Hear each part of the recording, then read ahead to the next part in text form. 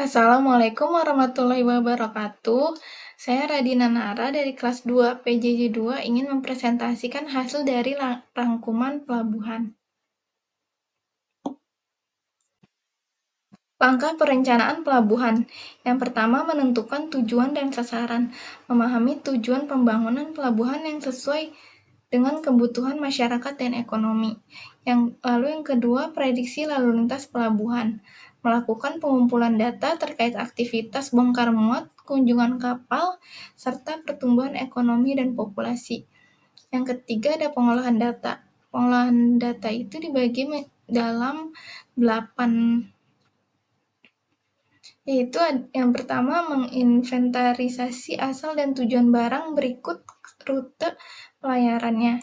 Yang kedua, klasifikasi jenis barang. Yang ketiga, membuat tabulasi jenis barang. Yang keempat, membuat grafik dan kecenderungannya. Yang kelima, periksa dan pisahkan lonjakan yang bersifat sementara. Yang keenam, review pengaruh pasar atau market pada traffic dan kecenderungan teknologi. Yang ketujuh, perkiraan pertumbuhan traffic, yaitu PDRB, pertumbuhan barang khusus pertumbuhan hinterland. Tinjauan aksesibilitas. Nah, yang terakhir itu ada pertimbangan pertumbuhan lokasi, pengembangan industri, dan manajemen. Yang keempat itu ada analisis skenario. Analisis skenario itu mengembangkan skenario optimis, moderat, dan pesimis berdasarkan hasil analisis data. Yang kelima ada penelitian lingkungan. Penelitian lingkungan tujuannya menganalisis kondisi geologi, geoteknik, demografi, dan sosial budaya yang dapat mempengaruhi perencanaan. Yang keenam itu ada desain fasilitas, merancang bangunan pelabuhan termasuk dermaga, terminal, dan fasilitas pendukung lainnya.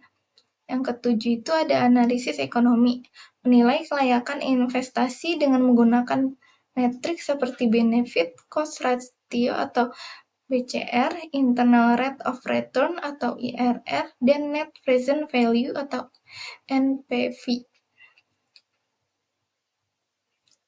Terus ada pemilihan skenario terbaik, memilih alternatif skenario yang paling menguntungkan untuk dilaksanakan.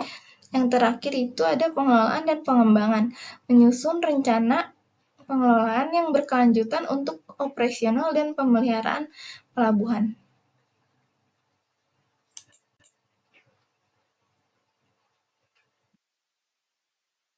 Perencanaan jumlah terminal dan prediksi volume penumpang pelabuhan.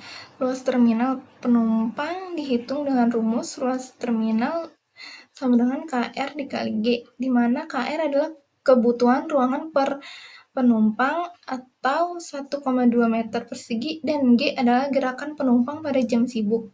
Gerakan penumpang dihitung sebagai G sama dengan Q kali A. Dengan Q sebagai faktor jam sibuk, perhitungan ini membantu dalam menentukan kapasitas terminal yang diperlukan untuk mengakomodasi peningkatan volume penumpang. Fasilitas pelabuhan ikan. Yang pertama ada fasilitas pokok yang terdiri dari dermaga, kolam 3HA dengan variasi kedalaman 3 meter, 2,5 meter, dan 2 meter.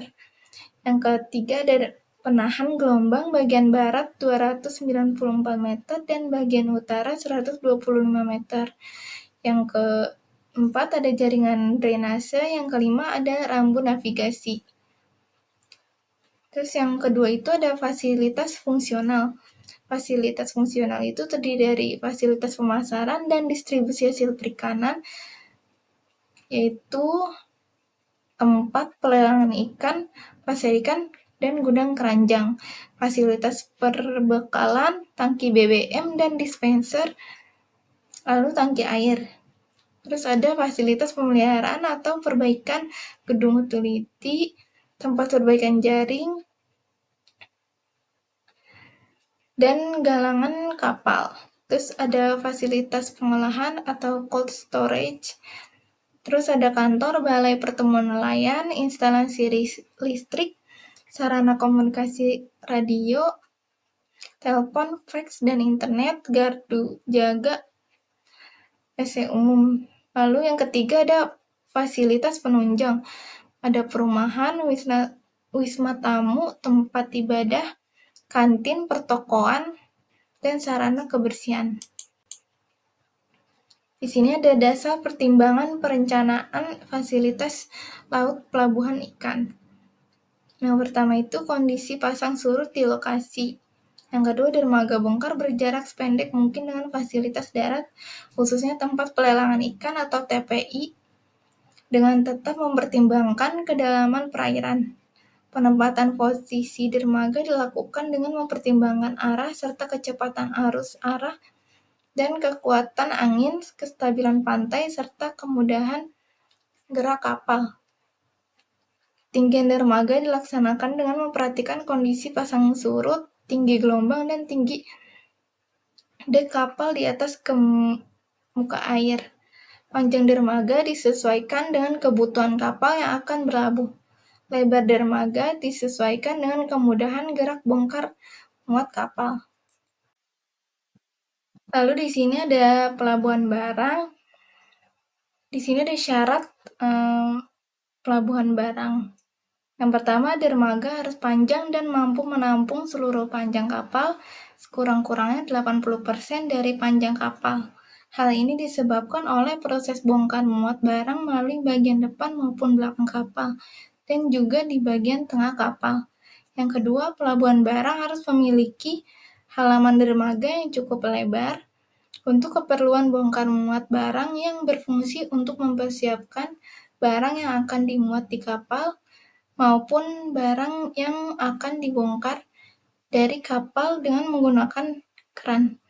Bentuk halaman dermaga ini beraneka ragam bergantung pada jenis muatan yang ada, seperti barang-barang potongan atau general cargo, yaitu barang yang dikirim dalam bentuk satuan seperti mobil, truk, mesin, serta barang yang dibungkus dalam peti, karung, drum, dan lain sebagainya.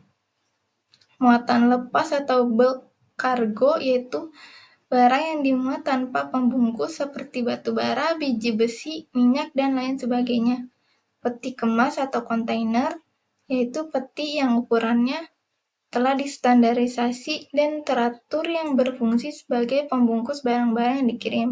Mempunyai transit di belakang halaman dermaga, memiliki akses jalan maupun halaman untuk pengambilan atau pemasukan barang dari gudang maupun menuju gudang, serta adanya fasilitas reparasi. Ada fasilitas pelabuhan penumpang menyediakan ruang tunggu, toilet, ruang informasi, dan ruang area komersial seperti kafe.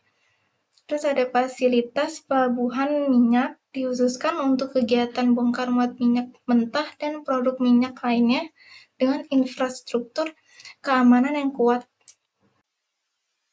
Sekian pemaparan dari saya, terima kasih.